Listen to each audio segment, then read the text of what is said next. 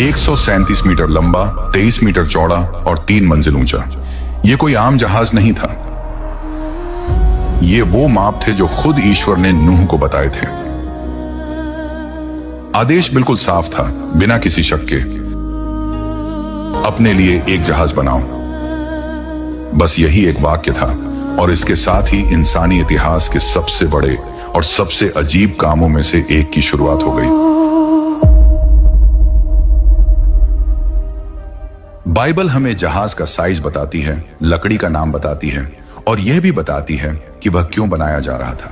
लेकिन वह यह नहीं बताती कि नूह को इसे बनाने में किन किन मुश्किलों का सामना करना पड़ा। और सच्चाई यह है कि जो भी उस जमाने में लकड़ी का काम जानता होगा वह समझ सकता था यह काम आसान नहीं था, बहुत मुश्किल था। सबसे पहली बात, जगह।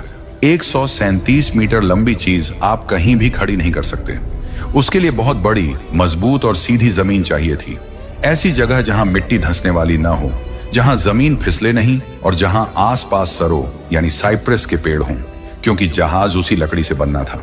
अब जरा नूह को सोचिए, कोई मशीन नहीं, कोई इंजीनियर नहीं, कोई नक्शा नहीं, बस अनुभव, समझ और परमेश्वर पर भरोसा। नूह जमीन पर चलता है, मिट्टी को पैरों से दबाकर देखता है, हाथ में लेकर जांचता है, देखता है कि जमीन कितनी सख्त है, पेड़ कितनी दूरी पर है, लकड़ी यहां से वहां ले जाना मुमकिन है या नहीं।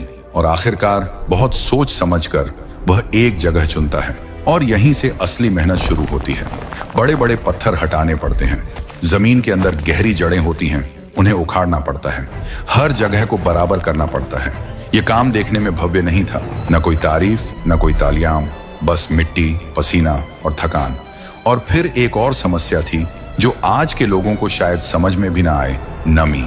उस समय बारिश नहीं होती थी।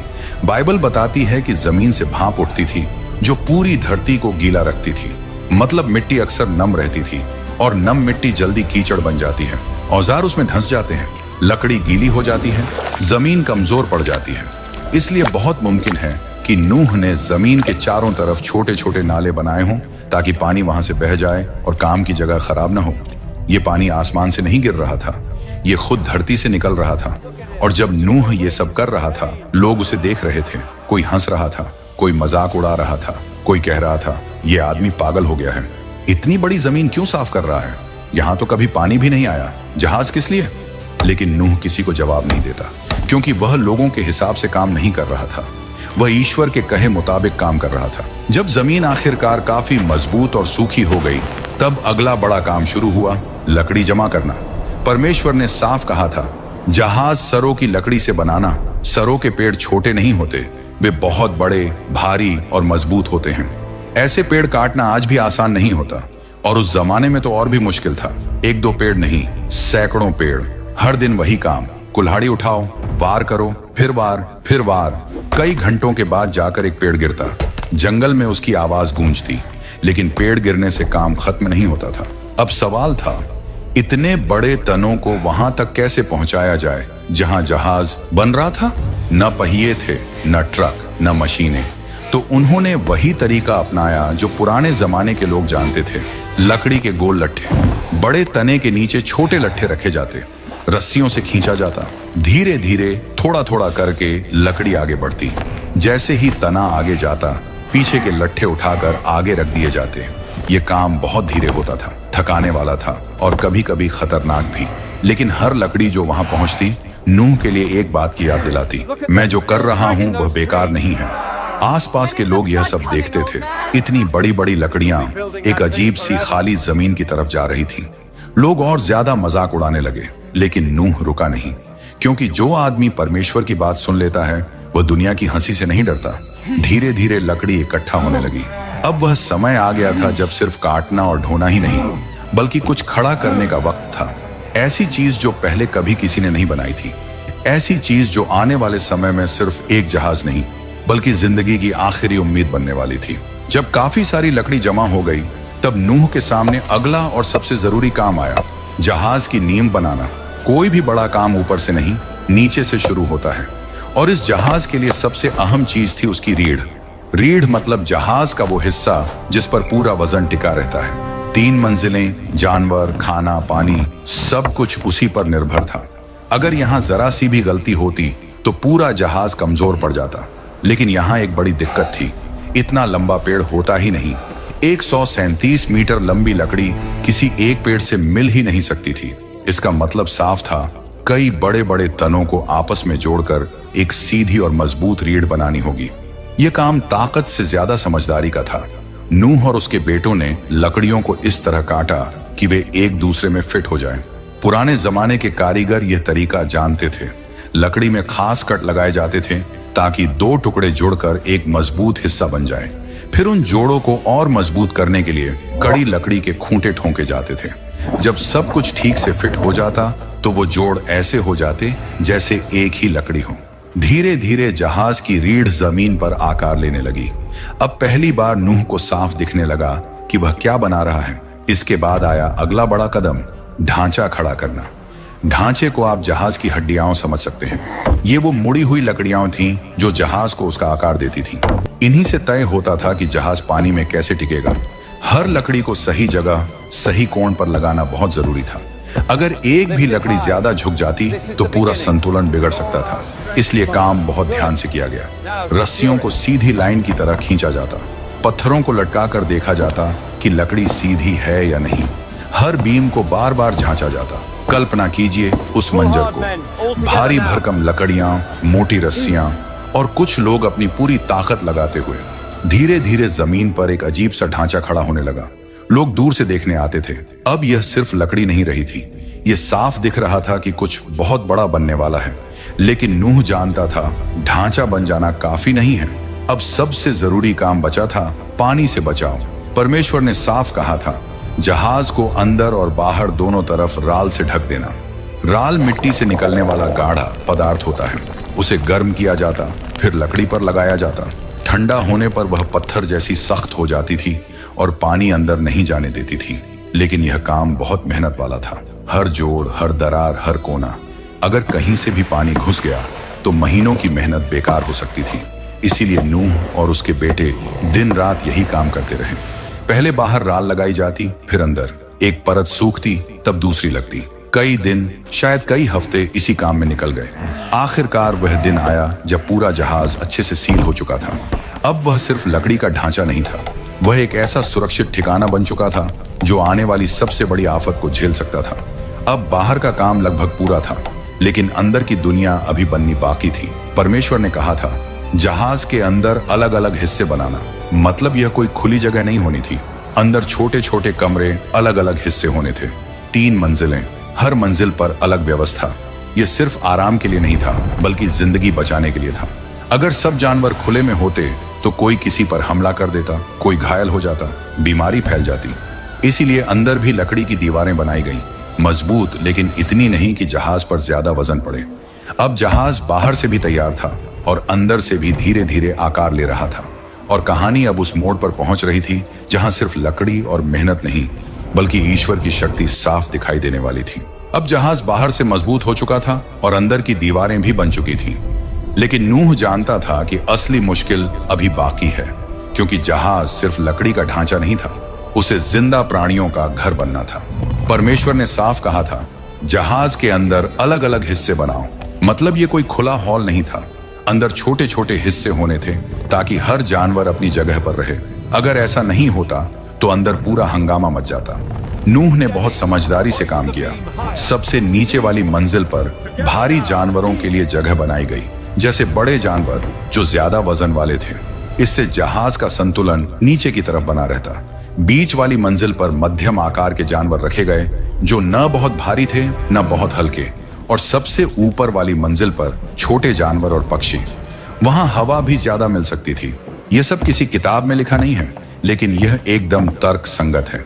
इतना बड़ा जहाज बिना योजना के नहीं चल सकता था। हर हिस्से के बीच लकड़ी की दीवारें थीं। ये दीवारें इतनी मजबूत थीं कि जानवर बाहर ना निकल सकें, लेकिन इतनी भारी भी नहीं कि जहाज पर ज्यादा वजन पड़े। फिर आया एक और जरूरी सवाल, हवा का रास्ता। इतने सारे जानवर, बंद जहाज, महीनों तक। अगर हवा का सही इंतजाम न होता तो अंदर रहना नामुमकिन हो जाता। बाइबल बताती है कि ऊपर की तरफ एक लंबी सी खिड़की बनाई गई थी जो छत के नीचे थी। इससे ताजी हवा अंदर आ सकती थी लेकिन बारिश का पानी नहीं। इसके अलावा अंदर भी ऐसे रास्ते बनाए गए होंगे जहां से हवा घूम सके, वरना जानवरों से निकलने वाली गैसें बहुत खतरनाक हो सकती थी। अब बात आती है खाने पीने की।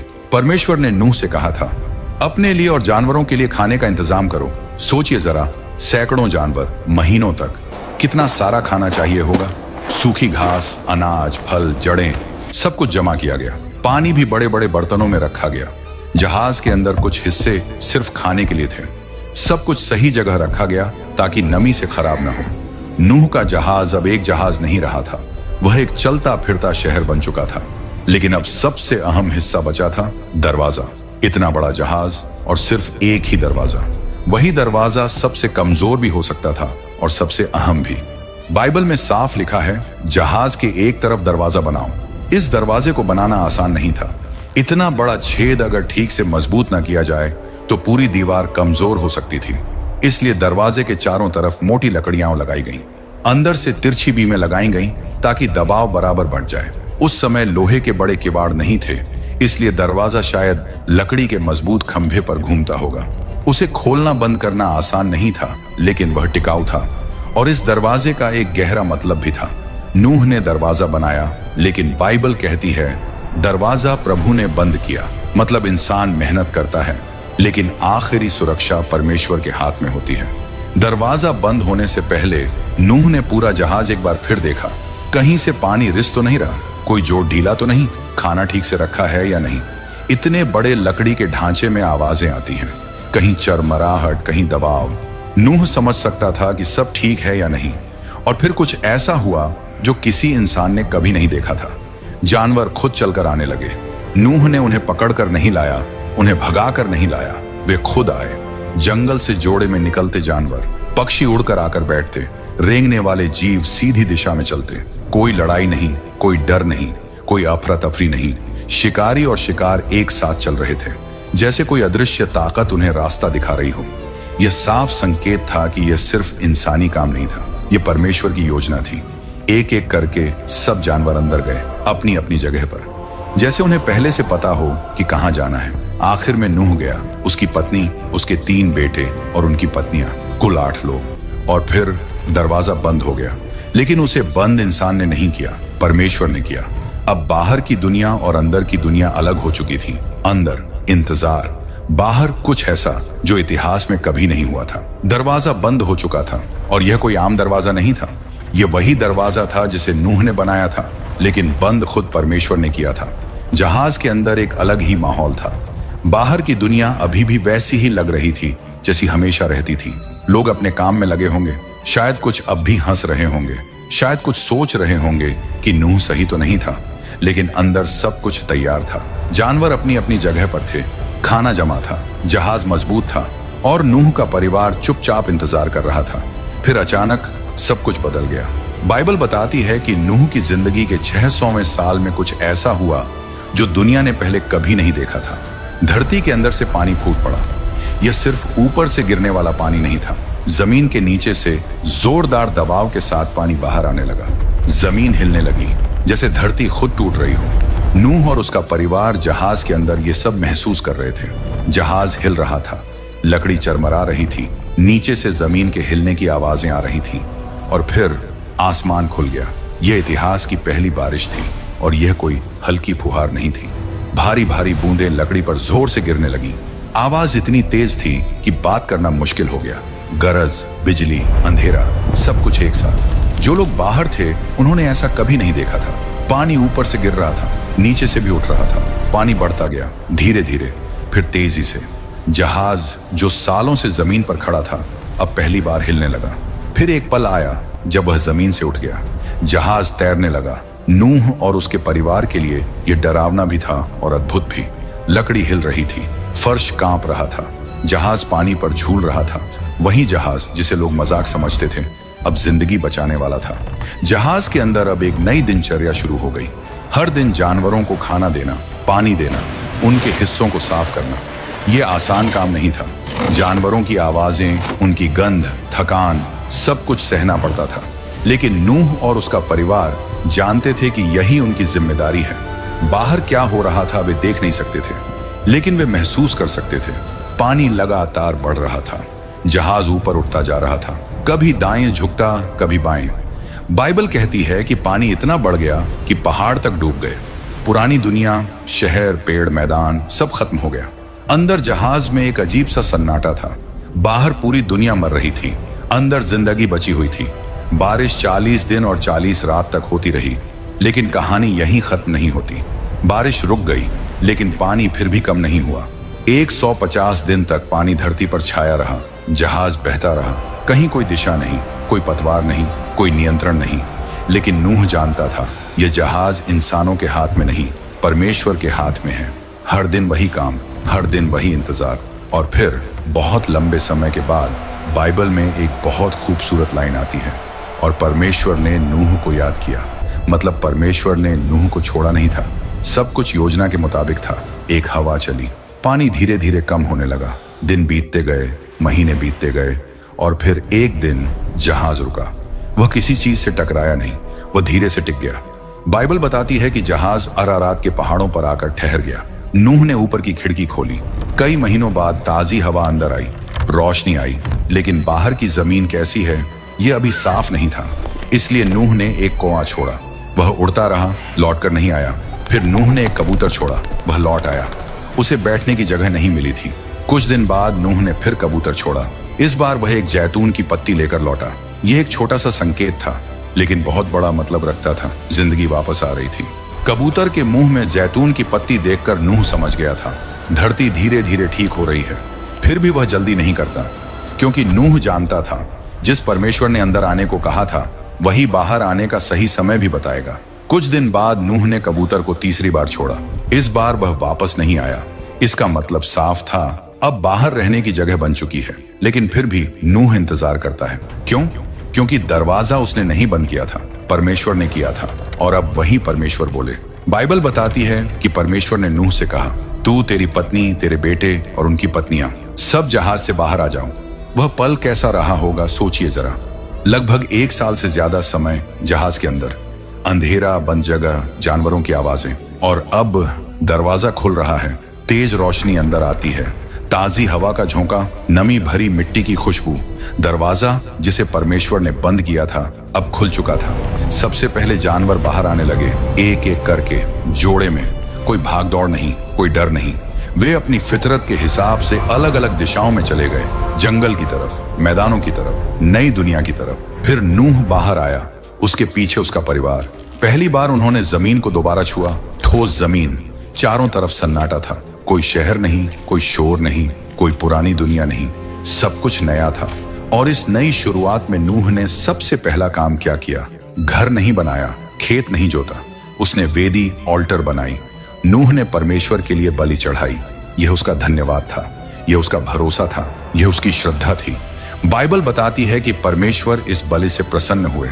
और फिर परमेश्वर ने एक बहुत बड़ा वादा किया, मैं फिर कभी पूरी धरती को पानी से नष्ट नहीं करूंगा। यह सिर्फ नूह से नहीं कहा गया था, यह वादा पूरी मानवता के लिए था। और इस वादे की निशानी के रूप में परमेश्वर ने आकाश में एक चिन्ह रखा, इंद्रधनुष। जब भी बारिश के बाद इंद्रधनुष दिखाई देता है, वह यही याद दिलाता है कि परमेश्वर न्याय भी करता है, लेकिन वह दया भी करता है। जहाज अब अपना काम पूरा कर चुका था। वह सिर्फ लकड़ी का ढांचा नहीं था, वह विश्वास की मिसाल था, वह आज्ञा मानने की कहानी था, वह बचाव का साधन था। उस एक जहाज से नई मानवता की शुरुआत हुई। नूह के बेटों से आगे चलकर देश बने, जातियां बनी, दुनिया फिर से भरी। लेकिन जहाज की कहानी वहीं खत्म नहीं होती। वह आज भी हमें यह सिखाती है कि जब परमेश्वर कुछ कहे और दुनिया हंसे, तो दुनिया की हंसी से ज्यादा परमेश्वर की बात पर भरोसा जरूरी है। क्योंकि जब समय आता है तो वही भरोसा जिंदगी बचाता है। जहाज सिर्फ पानी में नहीं तैरा था, वह विश्वास पर टिका था। और यही वजह है कि हजारों साल बाद भी नूह और उसका जहाज आज भी याद किया जाता है। क्योंकि जिसने परमेश्वर की सुनी वही बचा।